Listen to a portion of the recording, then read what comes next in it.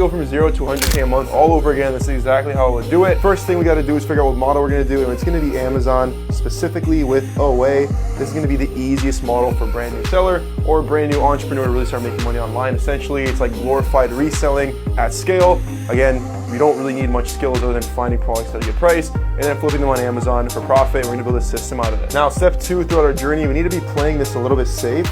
So in order to play it safe, my strategy for actually finding these products is going to be very wide.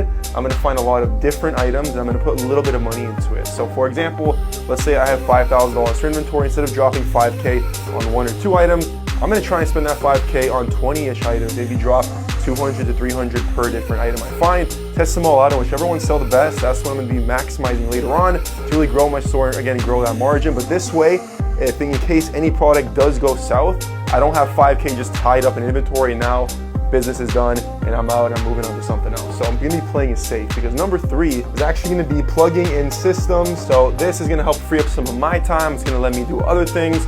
Essentially, the systems that we need to plug in for this is getting a virtual assistant to come on and actually help you source. So now you're not sitting there always looking for new products. You have someone else doing it. Also, we're going to introduce a repricer. It's going to make us more money, make us more sales, and we don't have to be looking at the price every single day anymore. And this is also the stage we can decide if we want to move into a warehouse or maybe just get a prep center to handle all the prep work. This is really going to start freeing up some of your time. And I don't call it passive, but you're now turning into more of a business owner, not just a hustler. And our final stage, getting us to 100K plus, this is essentially just going to be taking our current catalog and just really scaling out with either more funding or just continuously reinvesting our profits until we get here with the exact same systems in play. I personally think that 100K months with an Amazon business is a nice sweet spot because again, it's not crazy amount of numbers where we're just working literally all day nonstop trying to build a huge operation, but it's enough to really cash flow some serious profits every single month.